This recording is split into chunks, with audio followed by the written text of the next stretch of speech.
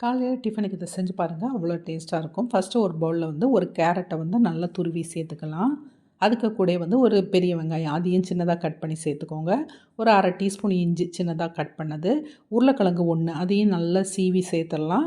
பச்சை மிளகாவையும் நல்லா சின்னதாக கட் பண்ணி சேர்த்துக்கோங்க. ஒரு 1/4 டீஸ்பூன் வந்து முழு ஜீரகம், உப்பு தேவையான அளவு, மஞ்சள் பொடி கொஞ்சம், மிளகாத்தூள் வந்து காரத்துக்கு தகுந்தபடி சேர்த்துக்கோங்க. இதுக்கு கூட வந்து ஒரு 3/4 கப்பு வந்து வறுத்த அரிசி மாவு, ஒரு 3/4 கப்பு வந்து கடலை மாவு, அதுக்கப்புறம் கருவேப்பிலை நல்லா சின்னதாக கட் பண்ணது இதெல்லாம் சேர்த்து நல்லா கையை வச்சு மிக்ஸ் பண்ணி விட்டுட்டு தண்ணி சேர்த்து நல்லா உருண்டை பதம் வர அளவுக்கு வந்து இது மாதிரி பிசைஞ்சுக்கோங்க. ரொம்ப நிறைய தண்ணி தேவைப்படாது இதுக்கு.